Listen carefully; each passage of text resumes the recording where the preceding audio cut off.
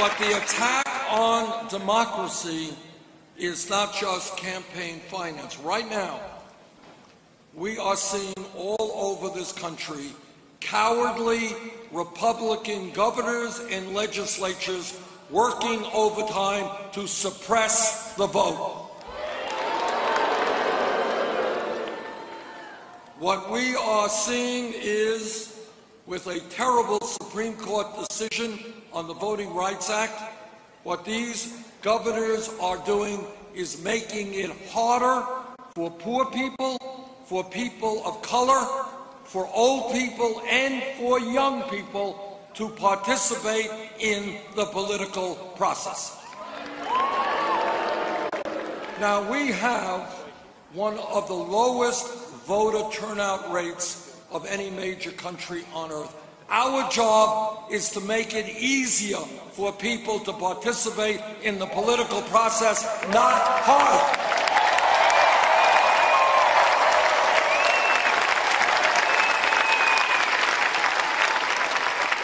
So I say to those cowardly Republican governors, if you are afraid of a free, fair, and democratic election, get out of politics and get another job.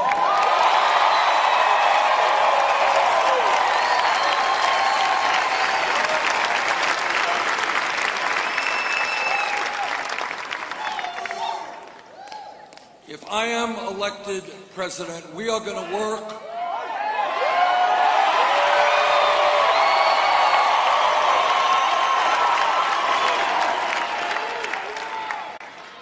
in Vermont. We're kind of modest, you know, we don't really. We're going to work hard to create a situation where the rule is clear. Anybody in this country, 18 years of age or older, a citizen of this country, they have the right to vote. End of discussion.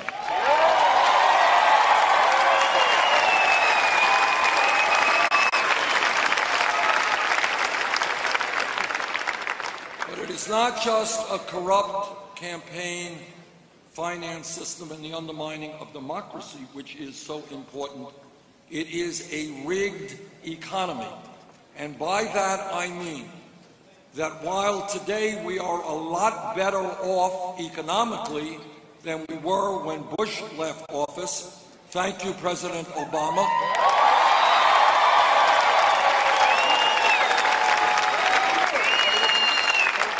the truth is that for the last 30 or 40 years, the middle class of this country has been disappearing.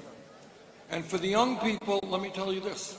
If we do not get our act together economically, for the first time in the modern history of this country, your generation will have a lower standard of living than your parents. When we talk about a rigged economy, you're not going to see this on television, and that's part of the problem. There's a media that doesn't talk about the most important issues facing America.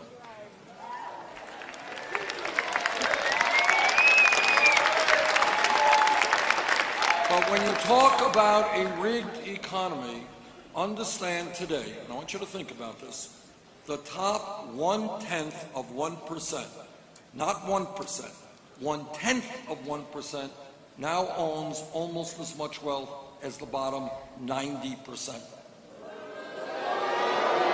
Got that?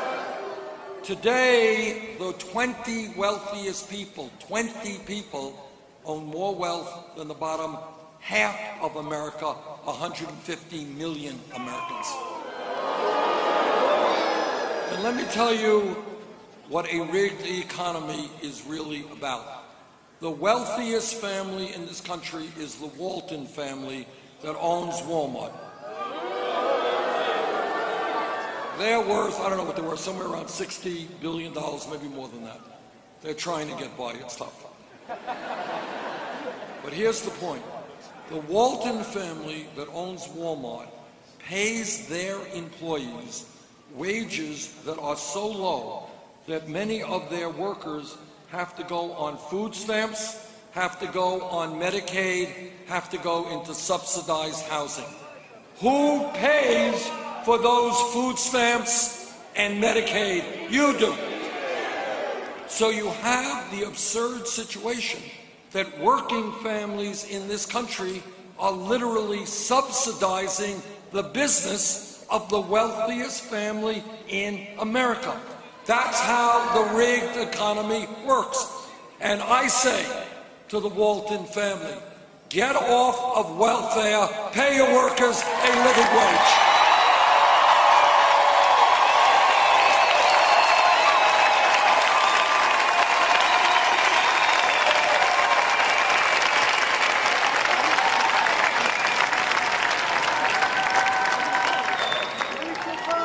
But when we talk about the economy, it's more than just a grotesque level of distribution of wealth. What I want in this campaign, what we're fighting for, is for people to think outside of the box. Think outside of the options and the choices that the media tells you you have to think within. For example, just think about this for 1 second.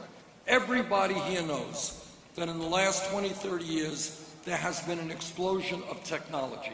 And what that means is every worker in America, or almost every worker, is much more productive, produces more than that worker did in a similar job 30 years ago. If that is the case, if people are producing more, why is it that millions of people are working longer hours for lower wages? Why is it that in real inflation accounted for dollars, the median male worker, that male worker in the middle of the economy, is making $700 less than he did 43 years ago, while the woman worker is making $1,000 less than she made in 2007? That's what we have got to ask ourselves. Why is this happening? Why is it that in my state of Vermont, and I'm sure here in Arizona, you got people working not one job, but two jobs? You got people here working two jobs? People working three jobs, trying to cobble together some health care and some income to survive. You got mom working, you got dad working, you got the kids working, you got marriages being stressed out, you got parents not having the time to spend with their own kids. All right?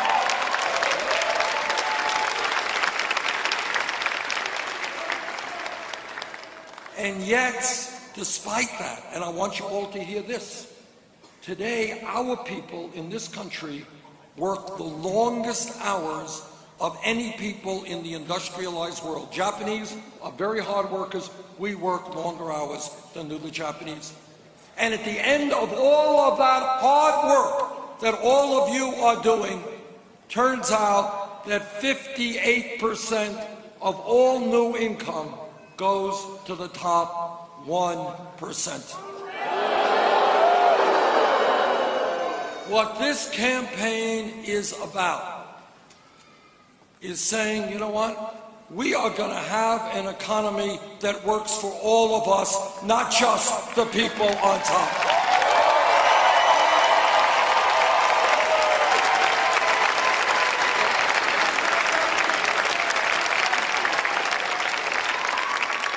And when we talk about the real issues, the issues that many people choose not to talk about, it is important for us to talk about a broken criminal justice system.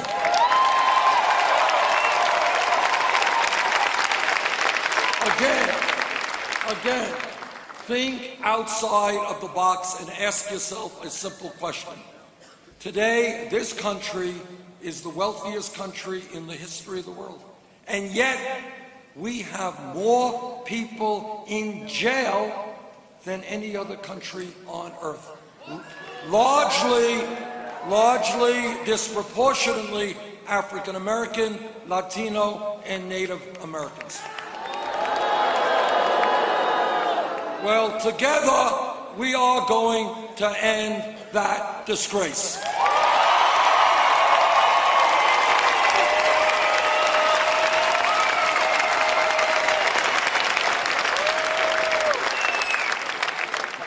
give you an example of what we can and must do. Right now in this country, for kids 17 to 20, real unemployment, if those kids are white, 33%.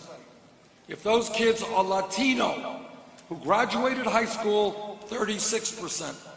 Kids are African American, 51%. You want a radical idea? How about investing in jobs and education rather than jails?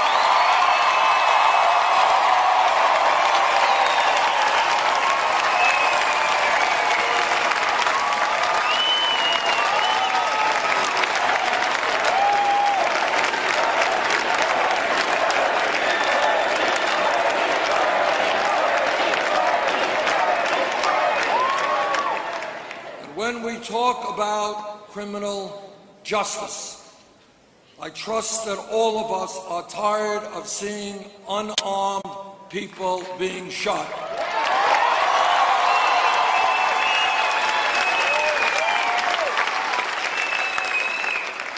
Now, I am a former mayor. I've worked with police officers all over my state and all over this country. Vast majority of police officers are honest and hardworking and are forced to do a very difficult job.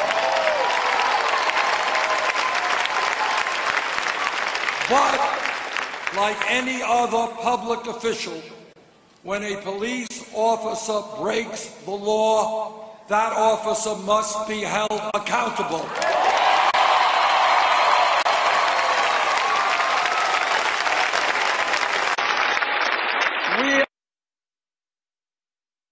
Country.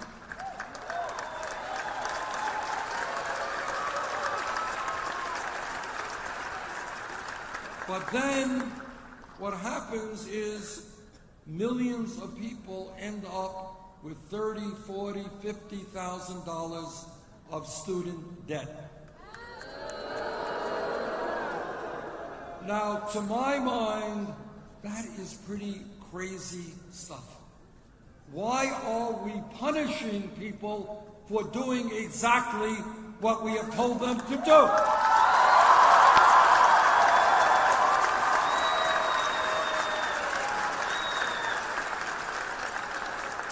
We are living in a competitive global economy. We need the best educated workforce in the world. And in my view, today, when we look at public education, it's not good enough to say first grade through 12th grade. That was great years ago. The world has changed. The economy has changed.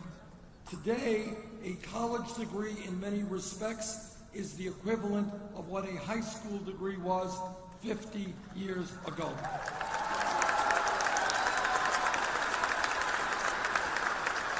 50 years ago, you had a high school degree, you can go out and get a pretty good job. Today, that's what a college degree is about, and that is why I believe the time is now for when we talk about public education, it's not just first grade through 12th grade, we have got to make public colleges and universities tuition free.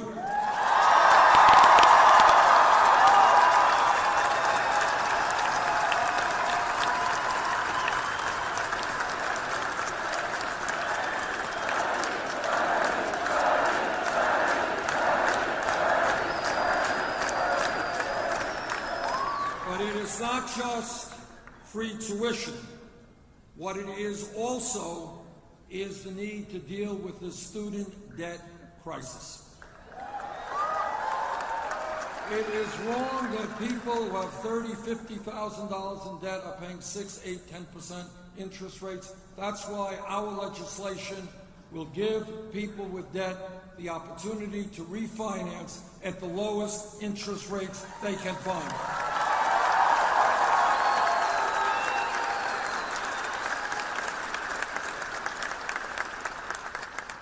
This campaign is listening to the Latino community.